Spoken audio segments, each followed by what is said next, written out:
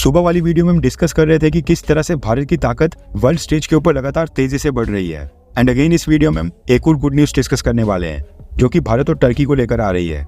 साल 2019 में भारत ने जम्मू कश्मीर से आर्टिकल 370 और 35A को हटाया था। उसके बाद से आज तक 2019, उसके बाद 2020, फिर साल 2021, 2022 और पिछले साल 2023 टर्किश प्रेसिडेंट अर्दोगान ने 5 बार जम्मू कश्मीर के मसले को यूनाइटेड नेशन जनरल असेंबली के मंच से अपनी स्पीच में उठाया था। लेकिन पिछले कल यूनाइटेड नेशंस में एक बड़ा उलटफेर देखने को मिला है। दरअसल पिछले कल ट्यूसडे को टर्किश प्रेसिडेंट अर्दोगान ने यूएन जनरल असेंबली को संबोधित किया था और 5 सालों के बाद ये पहली बार हुआ है जब अर्दोगान ने अपनी स्पीच में जम्मू कश्मीर मसले को बिल्कुल नहीं उठाया है। अर्दोगान ने अपनी स्पीच के दौरान इजरायल को काफी खरी खोटी सुनाई और अगेन मुस्लिम देशों का लीडर बनने की कोशिश की।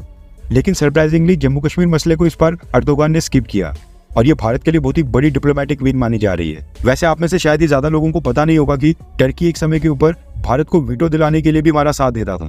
टर्की के प्रेसिडेंट अर्दोगान बायलैटरल विजिट के ऊपर लास्ट बार 2017 में भारत आए थे। उसके बाद पिछले साल जब भारत G20 को होस्ट कर रहा था उसमें हिस्सा लेने के लिए भी अर्दोगान भारत आए थे। लेकिन लास्ट बायलैटरल विजिट दोनों देशों के बीच 2017 में हुई थी। उस विजिट के दौरान टर्की ने यूनाइटेड नेशन सिक्योरिटी काउंसिल में भारत की परमानेंट मेंबरशिप बिड को सपोर्ट करते हुए हमें समर्थन दिया था और कहा था कि टर्की यूएन सिक्योरिटी काउंसिल में परमानेंट सीट के लिए भारत को सपोर्ट करता है। हालांकि साल 2017 के बाद से भारत और टर्की के रिश्ते लगातार खराब होते गए। इसके साथ ही आपकी जानकारी के लिए बताऊंगी, साल 2019 के एंड में प्रधानमंत्री मोदी बायलैटरल विजिट के ऊपर टर्की विजिट करने वाले थे। उस बायलैटरल विजिट की तैयारियां भी ऑलमोस्ट कंप्लीट हो गई थी और दोनों देश उस विजिट के दौरान साइन होने वाले एग्रीमेंट्स के ऊपर चर्चा कर रहे थे। लेकिन जब आर्टिकल 370 और 35A के ऊपर टर्की ने भारत का विरोध स्टार्ट किया, उसके बाद फिर प्रधानमंत्री मोदी ने अपनी टर्की की यात्रा को कैंसिल कर दिया था। सोचने वाली बात है कि टर्की का अचानक से हृदय परिवर्तन क्यों हो गया है। इसके पीछे भी मल्टीपल रीजंस हैं।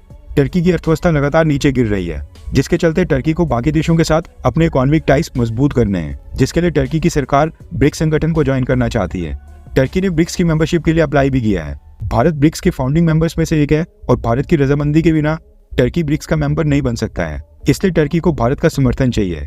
इसके अलावा भारत की अर्थव्यवस्था लगातार मजबूत हो रही है और टर्की चाहता है कि साल 2019 में जो दोनों देशों के बीच बायलैटरल एग्रीमेंट साइन होने थे उनके ऊपर दोबारा से विचार किया जाए और दोनों देशों के बीच जो ट्रेड पिछले काफी समय से लटका हुआ है उसको बढ़ाया जाए।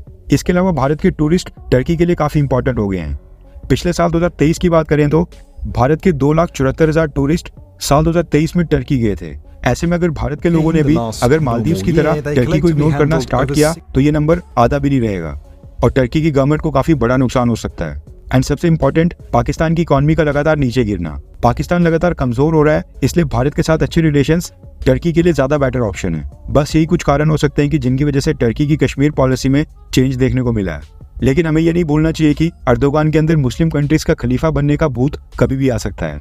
ऐसा नहीं हो कि कल परसों अर्दोगान फिर से कश्मीर के ऊपर कोई स्टेटमेंट दे दें। इसलिए भारत को प्रिकॉशंस के साथ आगे टर्की के साथ बढ़ना पड़ेगा।